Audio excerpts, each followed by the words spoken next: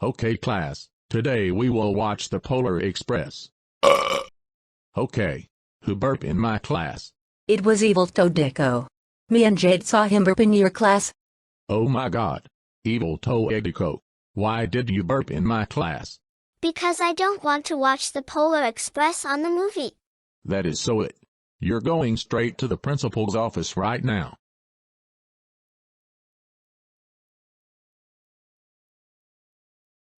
So, evil Toadiko, what brings you here in my office? I burp in class.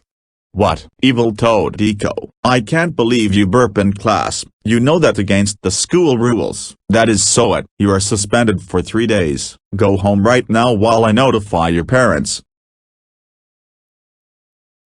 Evil Toadiko, we just got a call from your principal. He said that you burp in class. You know that against the school rules. Your father is right, evil Toadiko. You know you're not allowed to do that at all. That's a debtor. You're grounded until 3 days of suspension from school is over. March to your room right now.